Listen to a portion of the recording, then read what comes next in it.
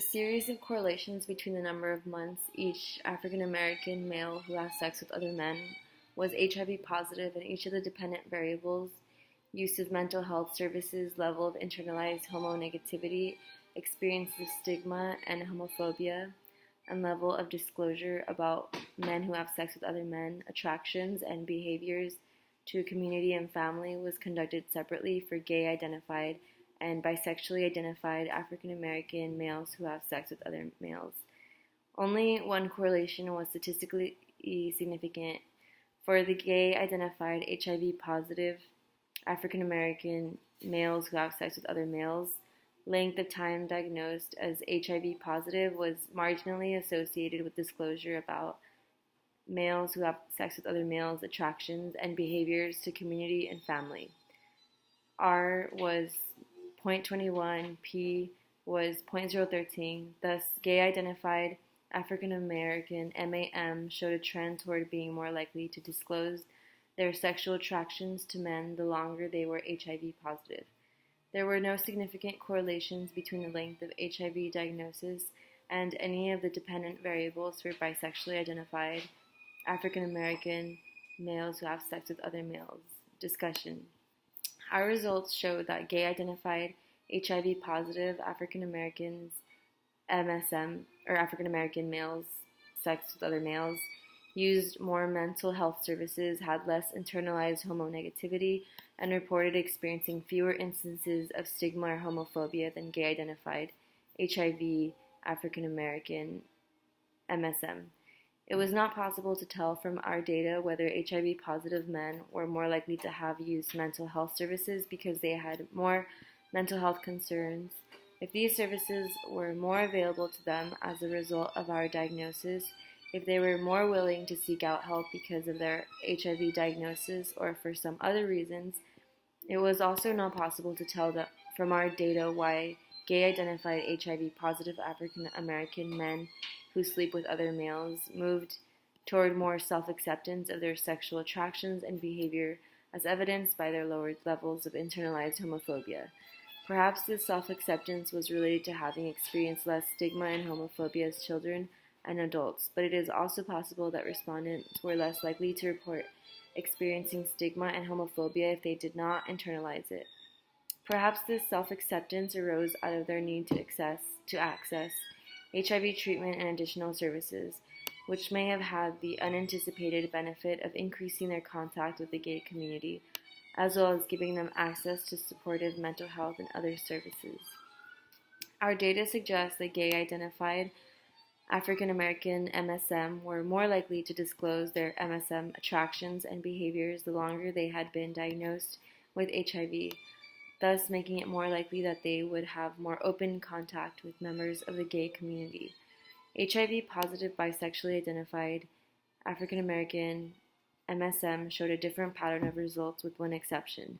Bisexually identified HIV-positive AAMSM were also more likely to report that they used mental health services than bisexually identified HIV-negative African American men who have sex with other men. However, HIV positive and HIV negative bisexually identified African American MSM showed no differences regarding their levels of internalized homonegativity, experiences of stigma or homophobia, levels of disclosure about their MSM attractions and behaviors. Thus, an HIV diagnosis was not necessarily related to positive outcomes for bisexual men in the same way as it was for gay-identified African American MSM. Research indicates that persons who are bisexual experience unique stressors that are different from those of gay men. It was possible that the services and social supports available to newly diagnosed men with HIV were targeted toward and more relevant for gay men, making it difficult for bisexual men to gain the same benefits. In addition, misconceptions about bisexuality, for example, the idea that bisexuality is not a legitimate sexual orientation, or the idea that bisexual persons and promiscuous might lead to subtle or overt marginalization of bisexual men. Finally, concepts of internalized homophobia, homonegativity, stigma or Finally, concepts of internalized homophobia/homonegativity, stigma or homophobia/homonegativity may not have the same import or meaning to bisexually identified men who may not identify with these concepts. It is important to note the limitations of the current study. Specific data could not be collected for the current study, including mental illness symptoms or substance abuse. Use of mental health services was used as proxy of well-being, which may not be accurate. The cross-sectional design limits and interferes about cause and effect. It is not possible to determine cause-effect relationships in the current study. Most importantly, HIV positive and HIV negative African American men, sex other men, may have been different prior to their HIV diagnosis. Also, the current study only includes persons who identify as gay or bisexual and thus excludes persons whose HIV diagnosis did not further their coming out process. For example, they were too uncomfortable to participate in the current study.